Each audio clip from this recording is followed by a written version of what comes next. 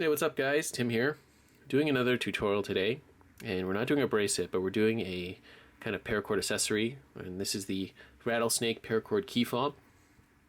Alright, so I learned this from JD Lenzen of Tying It All Together, and he has a pretty good tutorial about it, but I figured this method could use a bit of updating because I believe his video is not in HD, so I wanted to give you guys a really clear and crystal clear tutorial on how to do this. Alright, it's pretty easy, doesn't use that much paracord, and I think it's really interesting just the way it looks. Obviously this resembles the rattler portion of the tail of a rattlesnake, so I think that's pretty cool. Alright, and I think originally this knot was based on the Clifford W. Ashley's over and under heaving line knot. Okay, and I think that was adapted into this key fob here. Alright, so that being said, let's get into the tutorial. Alright guys, I got my paracord ready, about 5 feet of the emerald green here. And previous tutorials have said to double this over and start from the middle, but I noticed it's better if you have one side longer than the other when you're weaving this fob, just because you need that excess on one side, otherwise you end up with not enough on the other. You'll see when we get this started. Okay, so got my paracord. I'm going to start from one end here. This is going to be my shorter end. I'd say leave about, from this end here, measure about 1.5 feet or so. Doesn't have to be super accurate, but I'm going to leave about 1.5 feet. And then from there, I'm going to make my bend there and start weaving, okay? So this loop we're creating here is basically going to be the length of your rattlesnake key fob. It's not the exact length because you can pretty much stop whenever you want. Alright, so short strand on the bottom. I'm going to put that above like this, okay? Just pinched over like that. Now, I'm going to start weaving with our long strand. I'm going to take that one, put it through the middle of your loop here, bring it out and around like that, okay? That's where you should be now. Then next, you're going to bring this shorter one down here like this.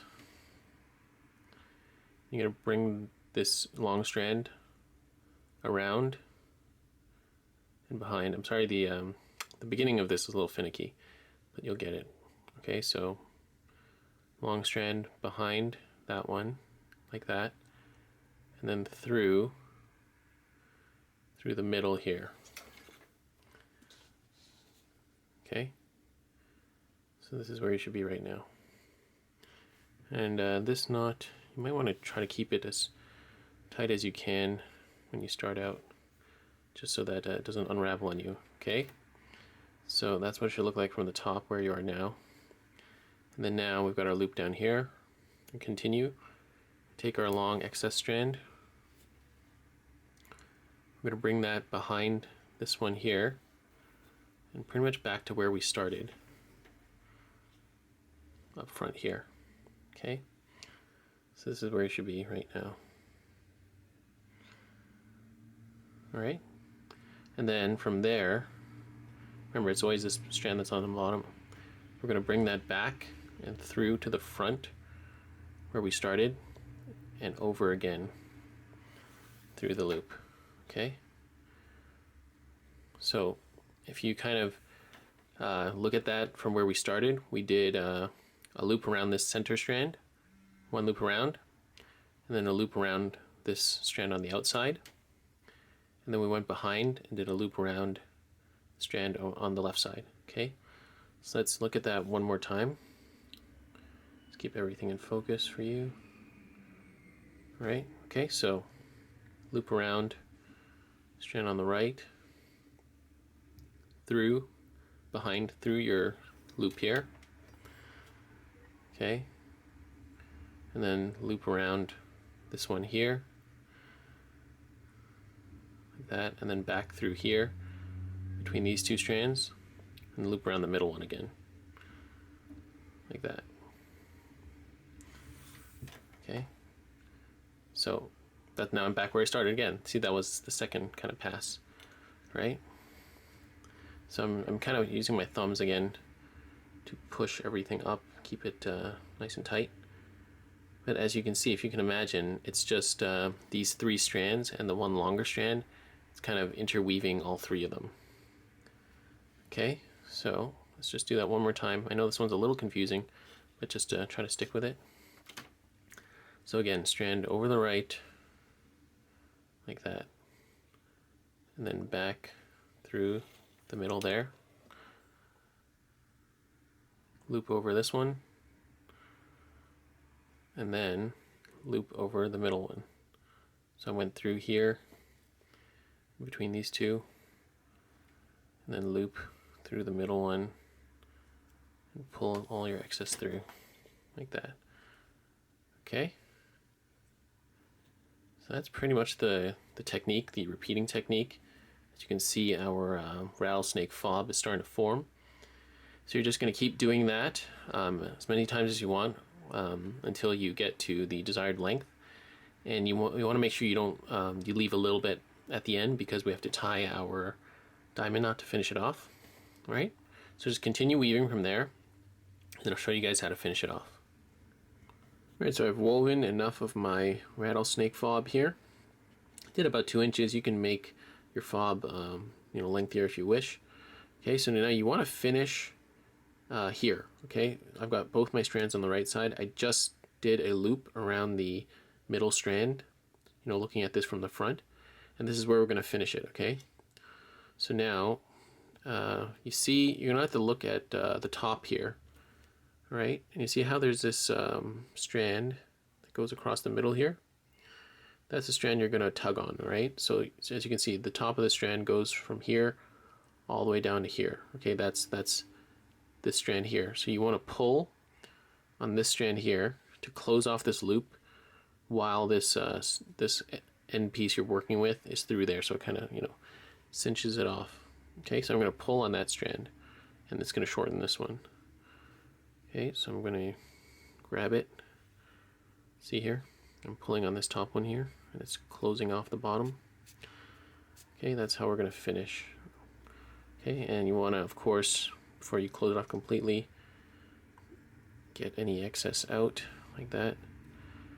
You're going to pull it tight, not too tight, it might deform your fob. Okay, right, so that's closed off.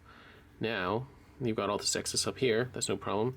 You're just going to tug on this other strand, opposite strand here, and that's it. We are done our fob. We're just about done our fob. Okay, now we have the rattlesnake portion done. Now we've got 2 strands here. What do you think we're going to do with it? Of course, we're going to do our 2-strand diamond knot. Okay, so I'm just going to go through that really quickly. So of course, I've got a dedicated tutorial for the 2-strand diamond knot, so I won't go through too much detail. But anyways, I will annotate that video, of course, at the end. Alright, actually I've got one shorter than the other, so you can figure out which side is easier to work with. Alright, I'm going to do my loop, like this. I'm going to go over, under, over, like that. I'm sure most of you guys know how to tie this already. Okay. Then we're going to bring this one around through the center like that. And this one goes around. I know this is a little confusing, but again, consult my specific tutorial for this knot. Okay, so I've got my mess of paracord here. Got to pull the excess out. So I'm going to clean up this knot, and then we'll be finished. Okay, I've got my stopper knot nice and firmed up and adjusted to where the location I want it to be. Alright, you can learn all that in my other video, and then now I'm just going to snip and singe off this excess paracord and we'll be finished. Alright, and there we have it, guys. We're finished our rattlesnake paracord key fob. Got the stopper knot tied off right there, and it's nice and melted. Okay, and that's it. So now just a quick variation for this is if you wanted to attach this to your keys. I mean, I would actually just attach a key ring on here and then have your keys and whatnot. But if you wanted to have a key ring attached to this side, you could do that, because this loop here, you can actually loosen it a bit. If you just took some like a pen or your hemostats, you can make a bit of space in there and then loop that, loop a key ring onto here. I'm not going to do that because I prefer just to have it like this, but that's another option you can do. Okay, so yeah, that's it, guys. This has been the Rattlesnake paracord key fob tutorial. Hope you guys enjoyed this. I hope the instructions were clear. I know the beginning was a little finicky, but just give it a rewatch if you need to. Okay, and if you have any comments or questions, again, please feel free to leave them down below. I'll do my best to get back to you. And yeah, that's it, guys. Thank you for watching, and I'll see you next time.